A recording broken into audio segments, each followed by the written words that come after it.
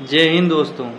कैसे हैं आप सब लोग। मैं आपका अपना राजस्थानी बाबू फिर से आप लोगों के बीच। ये जो पाकिस्तान जिंदाबाद वाले जो नारे लगाते हैं ना हमारे हिंदुस्तान में रह के, तो साले तुम लोग यहाँ पे क्या कर रहे हो। जाओ ना पाकिस्तान, यहाँ पर क्यों मरवा रहे हो। ये जो अभी हाल ही में पीएफआई वाले जो सदस्य हैं, कार्यकर्ता हैं, उन्हें अरेस्ट किया गया है। तो वो लोग पुणे में रहकर ये पाकिस्तान जिंदाबाद के जो नारे लगा रहे हैं सड़क पे खड़े होके, तो तुम्हारी माँ का भोसड़ा साले, तुम लोग यहाँ के खाकर वहां की जय जयकार कर रहे हो। तो यहाँ पर कर क्या रहे हो। निकलो ना साले, जाओ ना तुम्हारे पाकिस्तान में। यहाँ क्यों मरवाते हो अपनी।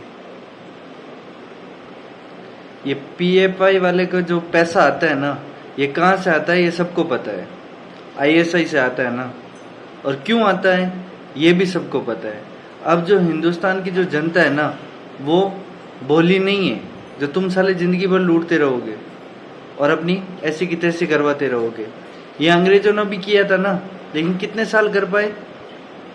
किया था ना, हो गया ना, खत्म कर दिया ना मामला साहब। तो वही अब तुम्हारे साथ भी होगा। तुम लोगों ने भी बहुत राज कर लिए, लेकिन अब जनता होशियार हो गई है और अब तो गवर्नमेंट तक तुम्हारी सारी पोल खुल चुकी है, तुम्हारी बात पहुंच चुकी है।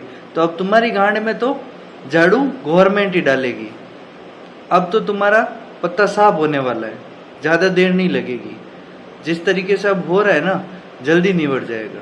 क्योंकि ये हिंदुस्तान ना राम राज्य है, और इसे राम राज्य से ना कोई हटा भी नहीं सकता। किसी की बाप की औकात नहीं होगी ऐसा करने की, और किसी बाप ने ऐसा पैदा भी नहीं किया होगा लौंडा जो ऐसा कर सके। आज से 2 साल पहले भी यही हुआ था। ओवैसी के मंच पे अमूल्य लियोना नाम की लड़की ने पाकिस्तान जिंदाबाद के नारे लगाए थे। तो वो भी उसका आखिरी था। मंच पे आई, लगाए, उसने बोला था कि मैं तो बस चेहरा हूं और मेरे पीछे ना बहुत बड़ा ग्रुप है।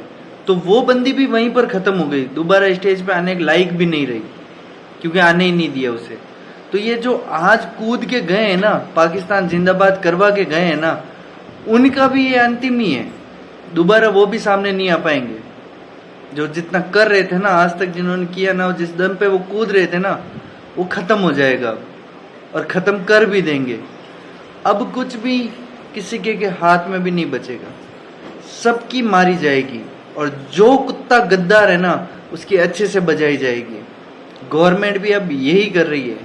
जो जो गद्दार है ना, उनके गांड में झाड़ू ही डाल रही है, और अब ऐसा ही होगा, सबकी बजाई जाएगी।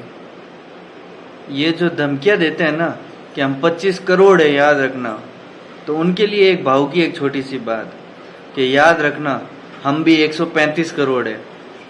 घर में बैठ के लूडो गेम खेलेंगे नहीं अब, क्योंकि अब हिंदुस्तान की जनता ना भोली नहीं है पहले के जैसे। तुम लोग तो राजनीति करते आए हो, गेम खेलते आए हो, इसीलिए ना कूद रहे थे ना। लेकिन अब हम भी खेलते हैं, और हम तुम्हारे जैसे नहीं खेलते, हम अच्छे से दबा के खेलते हैं। तो अब ना जो ये बोलते थे ना हम 25 करोड़ है, वो अपना मुंह बंद कर लेना और ढक लेना पर्दे में, और निकल लेना अपने मुल्क में। यहाँ पर मार ली जाएगी तुम्हारी, समझ जाना भाऊ क्या बोलना चाह रहा है।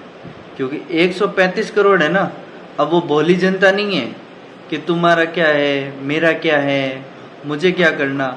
अब ये सोच नहीं है। अब एक ही है, जय श्री राम, और राम राज्य है ये।